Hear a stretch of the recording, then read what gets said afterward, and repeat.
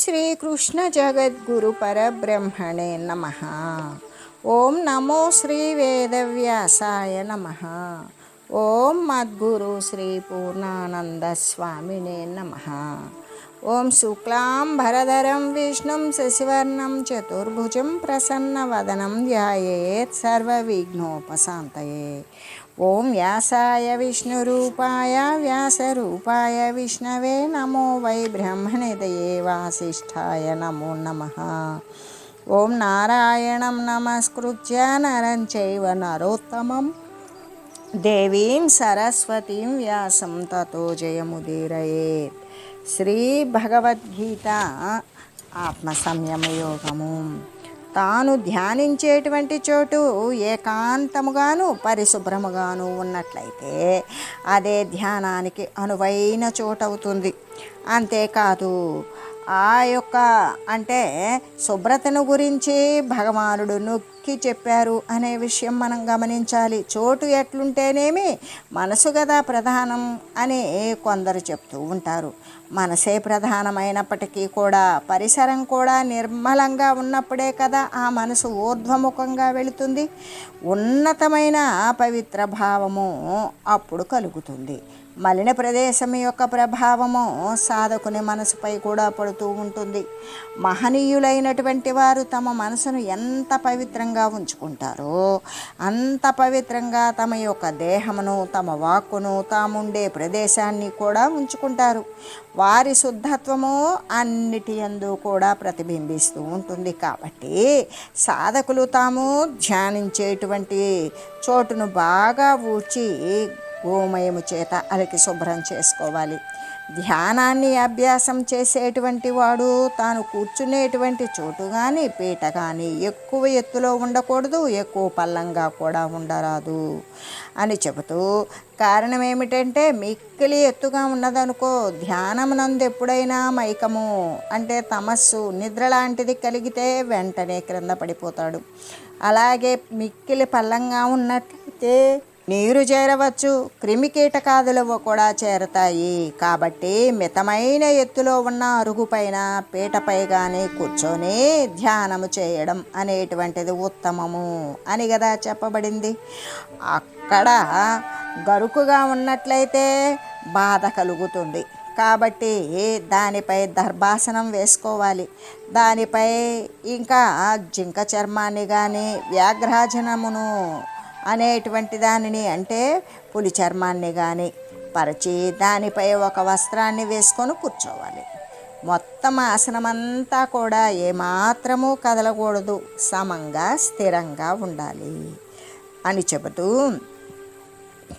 ఒక ఇంజిన్ని నేల మీద స్థాపించేటప్పుడు నేల చదరంగా గట్టిగా ఉన్నదో లేదో బాగా విచారిస్తారు కదా. అలాగే ధ్యానాన్ని అభ్యసించి కూర్చుండే ఆసనం కూడా కదలకుండా ఉన్నట్లయితే ధ్యానము నిరాటంకంగా జరగగలుగుతుంది. ఏ ప్రకారంగా కూర్చోవాలి అనే ప్రశ్న వచ్చినప్పుడు మనకి ఫలాని ఆసనం వేసుకో అని చెప్పనక్కర్లేదు. స్థిరమైన ఆసనాన్ని చక్కగా వేసుకుని చేయవచ్చు అని కదా పరమాత్మ తెలియజేసింది. అంటే వారి వారి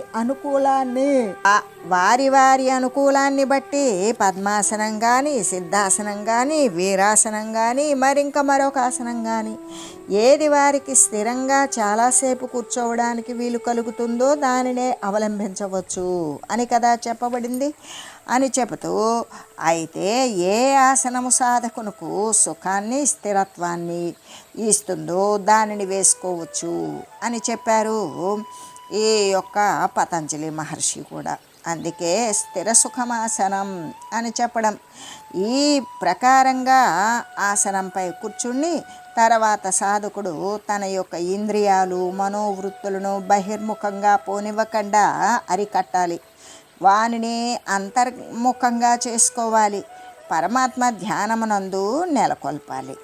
మనస్సును ప్రాపంచక వస్తువుల వైపుకు విస్తరించనివ్వకూడదు. అలా విస్తరించకుండా నిరోధించి దైవమనందే ఏకాగ్రపరచాలి. ఏకాగ్రత అనేటువంటి దాని యందు గొప్ప శక్తి ఇమిడి ఉన్నది. సామాన్యములైనటువంటి సూర్యకిరణాలు భూతద్దం గుండా ప్రసరించినప్పుడు ఆ కిరణాలన్నీ ఒకే స్థానమున కేంద్రీభూతాలు అవుతాయి కాబట్టి గొప్పదైన ఉష్ణశక్తి వాటికి ఆ కిరణాలకి ఉత్పన్నమవుతుంది. క్రిందనున్న కాగితం మొదలైనవి వానిని కూడా కాల్చివేస్తుంది. అది మనందరికీ తెలిసిన విషయమే కదా. అలాగే మనసు యొక్క శక్తులన్నిటికీ కూడా ప్రాపంచిక పదార్థాల నుండి మరలించి ఒక దైవం పైననే ఏకాగ్రత చేసినట్లయితే అఖండమైన శక్తి ఉద్భవిస్తుంది, అజ్ఞాన పటలమును భస్మీభూతం చేస్తుంది. ఈ విధంగా మనసును ఏకాగ్రపరిచి అంతఃకరణ శుద్ధి కోసము ధ్యానాన్ని ప్రారంభించాలి. ఎలాగంటే అటువంటి హృదయంలో ఉన్న నిర్మలత్వము అంతఃకరణ శుద్ధి ఆత్మసాక్షాత్కారానికి అత్యంత అవసరము. అందుకే నిర్మలమైనటువంటి హృదయమునందే ఆత్మ అనేటువంటిది ఉదయిస్తుంది అని చెప్పి జింక మొదలైన వాటిని చంపి చర్మం తేవాలి అనేటువంటి అర్థం కాదు. మరణించిన ఆయా జంతువుల యొక్క చర్మాలను వాడుకోవచ్చు అనే భావం. లేకపోతే హింసాదోషము ఆవరిస్తుంది కదా అని చెబుతూ ధ్యానం యొక్క అభ్యాసం చేసేవాడు మొట్టమొదట అనుసరించవలసిన పద్ధతులు ఏమిటి అంటే ధ్యానానికై నిర్మలమైన చోటుని ఎంచుకోవాలి. లేకపోతే తానున్నటువంటి ప్రదేశాన్ని పరిశుభ్రంగా చేసుకోవాలి. మిగుల ఎత్తైనటువంటి కానీ లేకపోతే పల్లముగా ఉన్నటువంటి చోటునందు కూర్చోకూడదు. కూర్చున్నప్పుడు క్రింద దర్భాసనము, దానిపై చర్మము, దానిపై వస్త్రము వేసుకోవాలి. కూర్చునేటువంటి పీఠము సమతలంగా స్థిరంగా ఉండాలి, కదలకూడదు. ఏ ఆసనంపై కూర్చున్నప్పటికీ కూడా తాను స్థిరంగా సుఖంగా ఉండగలడో దానిని వేసుకోవాలి. ఇంద్రియాలను మనోవృత్తులను నిగ్రహించాలి, మనసును ఏకాగ్రం చేయాలి. ఎందుకు ధ్యానం చేయాలి అంటే హృదయం యొక్క పరిశుద్ధత్వం కోసం, అంతఃకరణం యొక్క నిర్మలత్వం కోసం.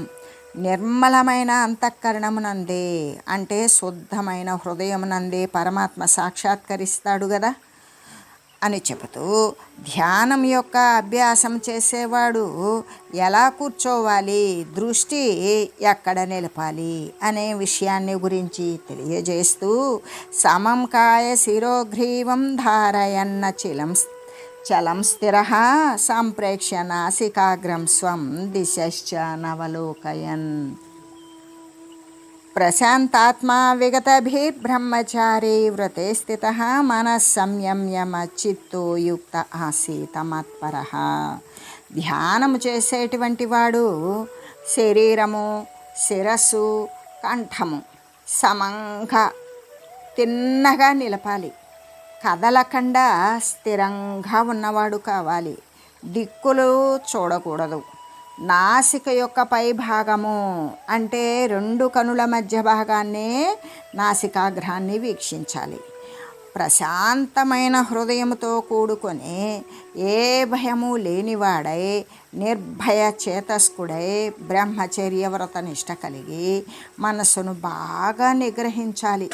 నాయందు చిత్తము కలిగిన వాడై నన్నే పరమగతిగా నమ్మి సమాధియుక్తుడై అంటే ధ్యానయుక్తుడై ఉండాలి అని చెబుతూ అంటే ధ్యానం చేసేటువంటి వాడు ఆసనంపై కూర్చుని శరీరము కానీ, కంఠము కానీ, శిరస్సు కానీ అనే ఈ 3 సమస్థితిలో నిలపాలి. అంటే ఏమాత్రము వంగకుండా నిటారుగా ఉంచాలి. వెన్నుముకని నేరుగా నిటారుగా ఉంచాలి అని కదా తెలుపబడుతూ ఉన్నది. ఎలాగంటే ఆ 3 కూడా తిన్నగా ఉన్నప్పుడు మాత్రమే ఈ యొక్క సుషుమ్నా నాడి అంటే ఇడానాడి, పింగళ నాడి కాకుండా మధ్యలో ఉన్నటువంటి సుషుమ్నా నాడి గుండా కుండలిని శక్తి అనేటువంటిది అవిచ్ఛిన్నంగా సహస్ర స్థానానికి ప్రవహించడానికి వీలుగా ఉంటుంది. అప్పుడు మాత్రమే ఈ ఇడా పింగళిని ఏకము చేసి సుషుమ్న నుండి కూడా కుండలిని ఏ ఆటంకము లేకుండా సహస్రార స్థానానికి ఆ యొక్క గురువు సద్గురు స్థానానికి ప్రవహించడానికి వీలు చేయాలి. అప్పుడు మాత్రమే సాధకునికి గొప్ప గొప్పవైనటువంటి పరమార్థాన్ని గురించినటువంటి అనుభవాలు కలుగుతూ ఉంటాయి. ఎలాగంటే ఇప్పుడు మిలిటరీ వారు కానీ పోలీసు వారు కానీ కవాతు చేస్తారు కదా, అలా చేసేటప్పుడు నడిచేటప్పుడు పై విధంగానే 3 అంగాలను సమంగా నిలబెడతారు. ఏంటది? శరీరము, శిరస్సు, కంఠము ఇలా సమానంగా నిలబెట్టి ఉంచి వాళ్ళు కవాతు చేసినట్లుగానే ధ్యానాన్ని అభ్యసించేటువంటి వాడు కూడా అలాగే ప్రవర్తించాలి. నిశ్చలంగా కూర్చుని ధ్యానం చేయాలి. స్థిర అని చెప్పారు కదా, అంటే ధ్యాన కాలమునందు లేదా మధ్య మధ్య లేవకూడదు. ధ్యానము సమాప్తి అయ్యేటంత వరకు కూడా నిశ్చలంగా కూర్చొని ఉండాలి అని భావం. అలా నిశ్చలంగా కూర్చొని దృష్టిని నలువైపులకి ప్రసరింపనివ్వకూడదు, దిక్కులు చూడకూడదు. ధ్యానమగ్నుడే కావాలి. దిక్కులు చూచినట్లయితే అదేమిటి, వారెవరు మొదలైనటువంటి సంకల్పాలు ఉదయిస్తాయి, విక్షేపం జనిస్తుంది. కాబట్టి ధ్యాన కాలమునందు దిక్కులు చూడరాదు అని కదా హెచ్చరింపబడింది. ఈ ప్రకారంగానే దృష్టిని బాహ్యము నుండి మరలించాలి. ఇటు అటు చెదరనీయకూడదు. తన యొక్క నాసికాగ్రమున అంటే ముక్కు కొన మీదే నిలిపి ధ్యానాన్ని ప్రారంభించాలి. దీనినే భూచరి అనేటువంటి ముద్ర అంటారు. మనకు చెప్పేటువంటి పంచముద్రల్లో కేచరి, భూచరి, మధ్యమ, షణ్ముఖి, శాంభవి అనేటువంటిది. అంటే తన యొక్క నాసిక యొక్క చివర భాగంలో ముక్కు కొన మీద నిలిపి ఉంచి ధ్యానం చేయాలి. అలా చేసేటువంటి దానినే భూచరి ముద్ర అని అంటారు. అలాగా దృష్టిని అక్కడ నిలిపిన పట్ల ఇక మనసు క్రమంగా కూడా నిశ్చలమైపోతుంది. కొందరు దృష్టిని భ్రూమధ్యమున నిలుపుతారు, అంటే 2 కనుల మధ్య భాగమునందు. మరికొందరు తన యొక్క హృదయ స్థానమునందు నిలుపుతారు. మరికొందరైతే ఇక శిరస్సు యొక్క అగ్రభాగము సహస్రారమునందు నిలిపి వారి వారి అనుకూలతను బట్టి ఆయా స్థానాన్ని వారు నిర్ణయించుకోవచ్చు. ఎక్కడ దృష్టి నిలిపితే స్థిరంగా ఉంచగలను అనేటువంటి అనుకూలాన్ని బట్టి వారు ఆయా స్థానమునందు దృష్టి నిలపడం కోసం ఎవరికి వారు నిర్ణయించుకోవచ్చు. అంటే ప్రారంభ స్థితిలో కండ్లు పూర్తిగా తెరిచినట్లయితే ధ్యాన సమయంలో దృశ్య వస్తువులు కనబడతాయి. కాబట్టి పూర్తిగా మూసినట్లయితే నిద్ర వచ్చేటువంటి ప్రమాదం ఉన్నది. కాబట్టి అర్ధనిమీలిత నేత్రుడై అంటే అరమోడ్పు కన్నులతో ఈ యొక్క నాసిక యొక్క అగ్రభాగము మొదలైన స్థానములందు దృష్టిని నిలిపి ధ్యానించినట్లయితే ధ్యానము చక్కగా కొనసాగుతుంది. ధ్యాన సమయమునందు దృశ్యము వలన విక్షేపము కలుగకుండా ఉండడం కోసమే కాబోలు భగవానుడు మన కంటికి రెప్ప అనే తలుపుని ఏర్పాటు చేసి ఉంచారు కదా. లేకపోతే ఆ రెప్పే లేకపోతే కళ్ళు ఎప్పటికీ అలా తెరుచుకునే ఉండేవి కదా. ఇంకా ఇంద్రియాలకైతే ఇక కళ్ళకున్నట్లుగానే రెప్పలు అనే మూతలు ఇంద్రియాలకైతే అటువంటి తలుపులు లేవు. కాబట్టే జీవరాశులపైన భగవానునికి ఎంతటి కరుణ. ఈ ప్రకారంగానే ధ్యానకాలమునందు దృష్టిని బాహ్యము నుండి ప్రత్యాహారం చేయాలి. అంటే దృశ్యమాన వస్తువులపై తిరిగేటువంటి మనసుని ఈ ప్రకృతిజన్యమైనటువంటి విషయాల పట్ల మరి సంచలనము చేసేటువంటి మనస్సుని ఆ బాహ్యములో ఉండేటువంటి దానిని ఆ దృష్టిని లోపలికి మరల్చాలి. అలా దానినే బాహ్యమైనటువంటి విషయాల మీద ఉన్న దృష్టిని అంతర్ముఖంగా మళ్లించడమే ప్రత్యాహారము. అలా చేసి అంతర్ముఖంగా చేసుకొని ఒక్క చోటనే ఏకాగ్రంగా నిలపాలి. అది కూడా పరమాత్మయే గతి అని, ఆ పరమాత్మ తత్వమే శాశ్వతమైన పరమాత్మ వస్తువే పరమగతి అని నమ్మాలి. వారినే ధ్యానించాలి. ఆ విధంగా నా యందే చిత్తాన్ని ఉంచి నన్నే ధ్యానించాలి అని ఇక్కడ శ్రీకృష్ణ పరమాత్మ తెలియజేశారు. శ్రీకృష్ణమూర్తి సర్వజీవుల యొక్క హృదయం యొక్క అంతరాళములందు బుద్ధికి సాక్షిగా వెలయుచూ ఉన్నటువంటి ఆత్మయే కదా. కాబట్టి అటువంటి ఆత్మస్వరూపమైన పరమాత్మ తత్వాన్ని ధ్యానించాలి అనే అర్థాన్ని తెలియజేస్తూ, అలా ధ్యానించడానికి పూర్వము ధ్యానించేటువంటి వాడు ధ్యాత కదా, ఆ ధ్యాతకు 4 సర్లక్షణాలు ఉండాలి అని ఇక్కడ తెలుపబడింది. అవి ఏవంటే, ఆ యొక్క ధ్యానము చేసేటువంటి ధ్యాతకు 4 రకాలైన సల్లక్షణాలు ఉండాలి. 1 ప్రశాంత చిత్తత్వము, 2 నిర్భయత్వము, 3 బ్రహ్మచర్య వ్రతము, 4 మనస్సంయమము. అయితే ఇక్కడ సముద్రము ఏ ప్రకారంగా శాంతంగా గంభీరంగా ఉంటుందో, సాధకుని యొక్క మానసికమైన అంతఃకరణము, వాని యొక్క సాధన చేసేటువంటి వాని యొక్క మనసు, బుద్ధి, చిత్తము, అహంకారము మొదలైన అంతఃకరణాలు కూడా ఆ యొక్క గంభీరమైన సముద్రం శాంతంగా ఉన్నట్లుగానే ఈ మానసేంద్రియాలు కూడా ఆ ప్రకారంగానే ఉండాలి. అందుకే మనకేమని చెప్పారు, శాంతాత్మ అని చెప్పలేదు, ప్రశాంతాత్మ అని చెప్పడం దేనికంటే, చిత్తమునందు అత్యంతమైన తప్పనిసరి ప్రశాంతత అనేది నెలకొని ఉండాలి అని కదా మనకి ఇక్కడ తెలుస్తూ ఉన్నది. అంటే సాధకుని హృదయమునందు భయము ఏమాత్రము ఉండకూడదు, ఉండరాదు. దృశ్య పదార్థాలు అన్నీ కూడా వాస్తవానికి అన్ని మిథ్యాస్వరూపాలే. కాబట్టి సాధకుడు ఇక దేనికి కూడా భయపడవలసినటువంటి పని లేదు.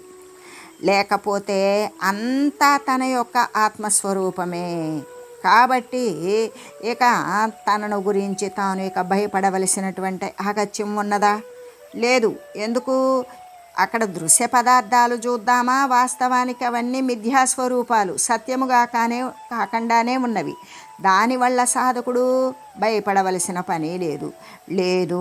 ఒకవేళ అది అంతా సత్యమే అయినా కూడా, సత్యమైతే తన ఆత్మస్వరూపమే, మమాత్మ సర్వభూతాత్మ, తన ఆత్మరూపంలోనే సర్వము ఆత్మస్వరూపము, పరమాత్మస్వరూపమే. కాబట్టి ఇంకా తను ఎవరి గురించి, తన గురించి తాను ఎందుకు భయపడాలి? అలా భయపడవలసినటువంటి అవసరం అయితే ఉన్నదా? ఎందుకు? అక్కడ ఉండేది అబద్ధమైనది అంటే భయం లేదు, తాను నిజ వస్తువు. అయితే ఇక్కడ మొత్తము నిజమే అంటే తాను నిజ వస్తువే అయినప్పుడు తన ఆత్మస్వరూపాన్ని చూసి తను ఎందుకు భయపడతాడు? అక్కడ అవసరం లేదు. అంటే తన స్వరూపాన్ని మరిచి, ఆత్మతత్వాన్ని మరిచిపోయి దృశ్యమును సత్యము అనుకున్నప్పుడు మాత్రమే భయము జీవుణ్ణి బాధిస్తుంది అని చెబుతూ, అంటే మనకు వేదం చెప్పేటువంటివి శృతి వాక్యాలు ఈ సత్యాన్నే కదా ఉద్ఘాటిస్తూ ఉన్నవి.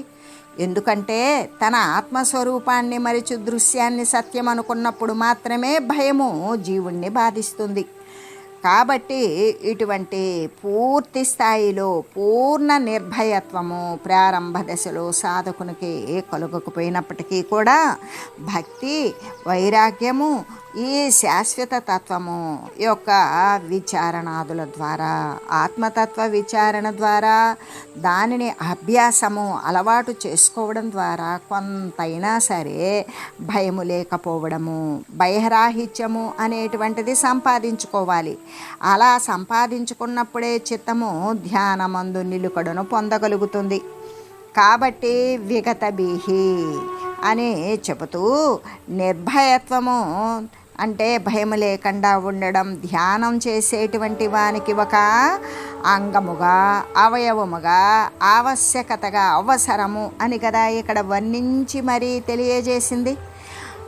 ఇంకా కూడా ధ్యానశీలుడైనటువంటి వాడు బ్రహ్మచర్యమును చక్కగా కాపాడుకోవాలి.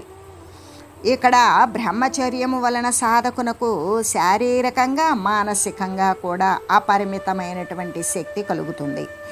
అసలు బ్రహ్మచర్యము అనేటువంటి పదానికి బ్రహ్మమునందు చరించుట, ఆ పరబ్రహ్మ అయిన సత్య వస్తువునందే క్రీడించుట, చరించుట అనేటువంటి అర్థమే ఉన్నప్పటికీ కూడా అయితే కామ సంబంధమైన చేష్టలు, వానికి కోరికతో కూడినటువంటి చేష్టలు, ఈ దృశ్యమాన వస్తువు నుండి పొందదగినటువంటి వస్తువుల పట్ల ఇష్టము కలిగి దాని సంబంధమైనటువంటి క్రియలు, మరి దానిని పొందడము, దానిని పొందితే బాగుంటుంది అనే సంకల్పాలు అనేవి ఏవీ లేకుండా ఉండడమే అనేటువంటి అర్థమునందే అసలు ఆ పదము ఎక్కువగా వాడబడుతూ ఉంటుంది. బ్రహ్మచర్యము అంటే స్త్రీలతో సంగమించకుండా ఉండడం, దృశ్యమాన పదార్థాలను కోరకుండా ఉండడమే బ్రహ్మచర్యము. అందుకు ఈ సంబంధమైనటువంటి అర్థంగానే ఈ బ్రహ్మచర్యము అనే పదం ఎక్కువగా ఉపయోగపడుతుంది. కాబట్టి అసలు బ్రహ్మచర్యము అంటే బ్రహ్మమునందు మానసికంగా, శారీరకంగా కూడా ఆ బ్రహ్మమునందు చరించడం అనేటువంటి అర్థమే అయ్యున్నది. అయితే గృహస్థులకు గృహస్థ బ్రహ్మచర్యం విధింపబడింది. ఎలాగంటే ఇక్కడ బ్రహ్మచర్యము అన్నప్పుడు స్త్రీ సంగము లేకుండా ఉండడం అని కదా అర్థము. అయితే బ్రహ్మచర్యాన్ని కేవలం శరీరానికే పరిమితం చేశారా? శారీరక సంబంధమైనటువంటి క్రియేనా బ్రహ్మచర్యము అంటే?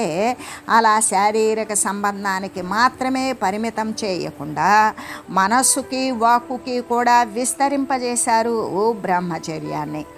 ఏ విషయ సంకల్పము కూడా, అంటే శబ్దము కానీ, స్పర్శము కానీ, శబ్దం యొక్క వీణులు విందుగా ఉన్నదనో, స్పర్శ సుఖం బాగున్నదనో, కంటికి రూపం బాగున్నదనో, మరి రుచి అంటే రసవస్తువులు బాగున్నవేనో, లేదా ఈ యొక్క వాసన బాగున్నది అనేటువంటి ఏ విషయ సంకల్పమైనా మనసునందు జొరబడనీయకూడదు.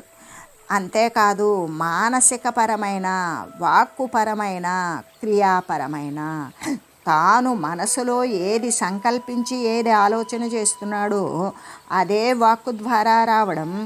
ఏ మనసు వాక్కు ఒకటే అయినదో శారీరకమైనటువంటి క్రియ కూడా ఆ ప్రకారంగానే అనువర్తింపజేయడం అనేటువంటిది మనసా, వాచ, కర్మణ కూడా ఈ వ్రతాన్ని పాలించాలి అని కదా చెప్పడం. అప్పుడు బ్రహ్మచర్యం యొక్క ఫలితం ఎలా ఉంటుంది అంటే అపారమై ఉంటుంది. ప్రపంచంలో ఇంతవరకు కూడా అవతరించినటువంటి మహాత్ములందరూ కూడా, ఏ మహనీయులు, ఋషులు, యతులు, యోగులు, సన్యాసులు అనేటువంటి సాధు మహనీయులను గురించి చెప్పేటప్పుడు, అంటే ఇంతవరకు కూడా శరీరాలు ధరించినటువంటి మహాత్ములందరూ కూడా లోకాన్ని ఉర్రూతలుగించేటువంటి, చక్కగా లోకాన్ని స్తంభింపజేయడం, లోకంను మరి జనుల చేత కొనియాడబడుచూ ఉన్నటువంటి మాట్లాడేటువంటి ప్రవక్తలందరూ కూడా ఏదో ఒక రూపంలో బ్రహ్మచర్యమును శీలించడమే. అంటే వాక్కు ద్వారా బ్రహ్మచర్యాన్ని అనుసరించారా, శారీరకపరమైన బ్రహ్మచర్యాన్ని అనుసరించారా, మానసికపరమైనటువంటి బ్రహ్మచర్యాన్ని అనుసరించారా? అట్లా అటువంటి మూడింటితో కూడి బ్రహ్మచర్యాన్ని అనుశీలించినట్లయితే ఇంకా అటువంటి అపారమైనటువంటి శక్తిని సంపాదించగలిగారు మన మహనీయులు, చరిత్రల్లో చెప్పుకునేటువంటి వారు. ఒకవేళ తైలము గనక లేదనుకో, నూనె లేకపోతే నూనె దీపము అనేది ఎలా వెలగదో అట్లాగే వీర్యము వ్యర్థమైపోయినట్లయితే, ఇప్పుడు నూనె దీపం ఉంటుంది, ఆ దీపంలో నూనె లేకపోతే దీపం వెలుగుతుందా? వెలగదు. అలాగే వీర్యము కనుక వ్యర్థమైపోయినదనుకో, జ్ఞానదీపము అనేటువంటిది వెలుగుతుందా? వెలగదు. ఎలాగంటే అదే కామోద్దీపకమైనటువంటి ఆలోచన క్రియల ద్వారా, మరి ఆ యొక్క స్త్రీల యొక్క సంఘం ద్వారా సాధకుని యొక్క వీర్యము అనేటువంటిది వ్యర్థమైపోయిందనుకో, ఇక అప్పుడు వానికి జ్ఞానదీపము అనేది వెలుగుతుందా? ఎప్పటికీ వెలగదు. వాని దృష్టి అంతా కూడా ఆ స్త్రీ సంభోగమునందు, స్త్రీ సంగమునందే ఉంటుంది. వానికి జ్ఞానము పట్ల ఆసక్తి అనేటువంటిది ఎప్పటికీ ఉండదు అని చెబుతూ, ఎలాగంటే ఆ వీర్యమే ఓజస్సుగా మారుతుంది. ఓజస్సుగా మారి మెదడుకి తక్కినటువంటి అవయవాలకి కూడా పుష్టిని కలగజేస్తుంది. వ్యర్థము కానటువంటి, పతనము కానటువంటి వీర్యం ఏమవుతుంది?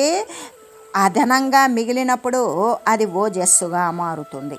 మారి మెదడుకు కానీ ఇతర అవయవాలకు కానీ పుష్టిని, వికాసాన్ని కలగజేస్తుంది.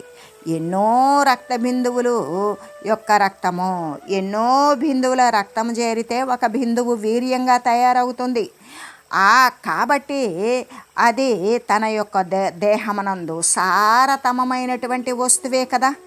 అటువంటి అమూల్యమైనటువంటి ఇంత అని మూల్యము చెల్లించలేని విలువ కలిగిన వస్తువును తన యొక్క విషయభోగాల యందు, కామక్రోధాదుల యందే వ్యర్థం చేయడం అనేటువంటిది విఘ్నులకి సరి అయిన పనేనా అంటే కాదు.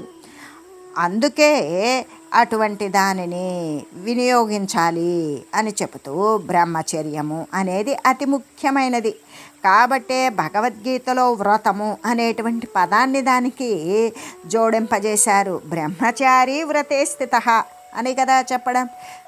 దీనిని బట్టి సర్వోత్తమమైనటువంటి, అన్నింటికంటే కూడా ఉన్నతమైన ఉత్తమమైనటువంటి సాధనము అని కదా మనకి బ్రహ్మచారిత్వము అనేటువంటిది స్పష్టమవుతూ ఉన్నది.